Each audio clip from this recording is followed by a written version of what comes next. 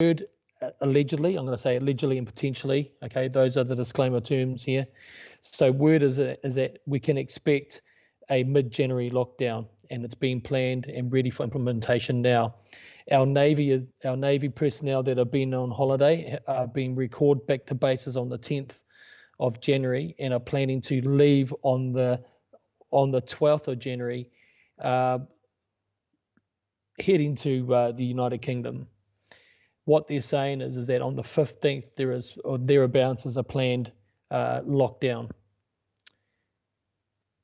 And this will be one of the very last few assets that belong to the Real Crown that's leaving New Zealand. Now the Real Crown now, so everything else in New Zealand that says Crown is actually owned by the Security Exchange Corporation, Her Majesty the Queen and Right of New Zealand.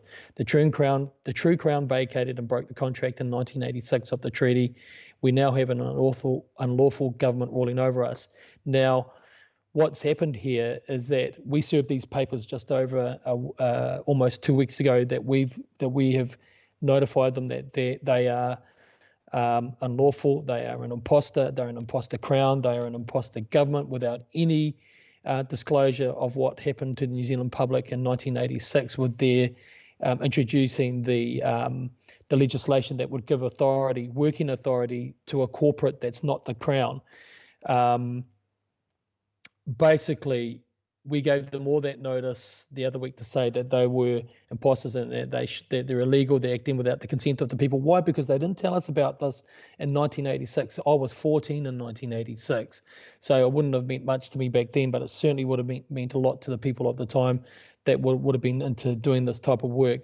Now, the point is this, guys, is that from our point of view, if this is true, that they are indeed planning another lockdown, then it's all going to be leading towards what we believe is a campaign to really ramp up the paradigm around the vaccination campaign. Now, if you look at the media, which is what we've been talking about tonight, they're now talking about a super African. They always blame the poor Africans, a super South African COVID-19 virus, and they're saying that that's going to be here any day now. If you remember, Hipkins said the other week that we're only weeks away from receiving a super hyper mutated bug from the UK. Now, I want to say to you that if they are monitoring our borders and have come up with a good, strong program to protect New Zealanders from this virus that they say is that the WHO says clearly is as lethal in virality and also by IFR, infection fatality rate, that is the same range as the winter flu, then why the heck are they doing all these things? Why are they promoting that there is a super mutated bug from South Africa coming down? There's one from the UK coming down, and they know it's going to hit us in the next few weeks. And then we get this corresponding intelligence that allegedly says, that allegedly we're going to be locked down again around the 15th of January. Now, the reason why we take this to air and we say this is allegedly is that we want to let the government know that we've heard it, that people have let us know this information, that they allege that these things are going to go on.